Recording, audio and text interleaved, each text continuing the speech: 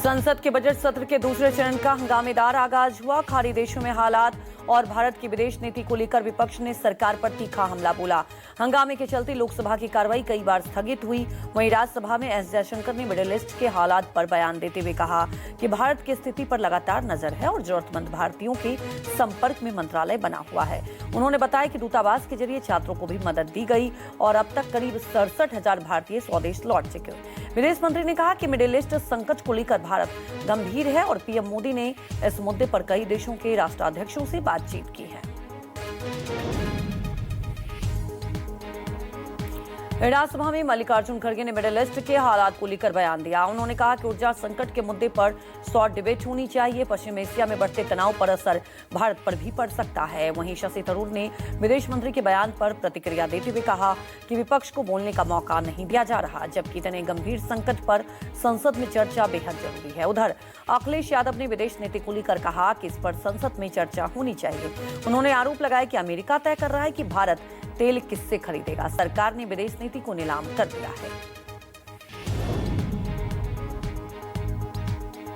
विपक्ष के हंगामे पर सत्ता पक्ष के नेताओं ने कड़ी प्रतिक्रिया दी। किरण रिजिजू ने कहा कि अविश्वास प्रस्ताव लाने पर विपक्ष को पछताना होगा। उन्होंने कहा कि कांग्रेस बिना किसी ठोस कारण के प्रस्ताव लाई है। वहीं जेपी नड्डा ने विपक्ष के व्यवहार को गैर जिम्मेदाराना बताते हुए कहा कि उनकी दिलचस्पी सदन में अराजकता फैलाने में है। रविशंकर प्रसाद ने विपक्ष पर निशाना साधते हुए कहा कि विपक्ष सदन को हाईजैक कर रहा है और उसकी गरिमा को नुकसान पहुंचा रहा है। वहीं गिरिराज सिंह ने राहुल गांधी पर हमला बोलते हुए कहा कि अबूझ बालक के नेतृत्व में कांग्रेस हाईजैक हो गई है और सदन को चलने नहीं दे रही है।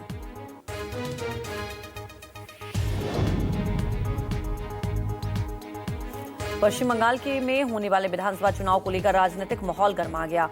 बीजेपी के प्रतिनिधिमंडल ने चुनाव आयोग से मुलाकात की और चुनाव अधिकतम 3 चरणों में कराए जाने की मांग की। इतना ही नहीं, पार्टी ने हिंसा मुक्त और निष्पक्ष चुनाव के लिए सख्त सुरक्षा इंतजाम भी की मांग की। मुख्य चुनाव आयुक्त 10 मार्च तक पश्चिम बंगाल रहेंगे और चुनावी तैयारियों की समीक्षा करेंगे। कोलकाता हवाई अड्डे के बाहर स्थानीय लोगों ने चुनाव आयोग के खिलाफ विरोध प्रदर्शन किया।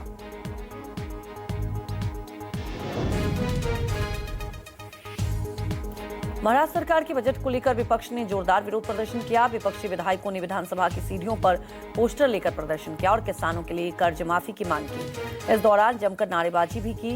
विपक्ष का आरोप है कि यह बजट उद्योगपतियों के हित में है और किसानों को नजरअंदाज किया गया। विपक्षी विधायकों ने सरकार को किसान विरोधी और कॉन्ट्रैक्टरों की सरकार बताया।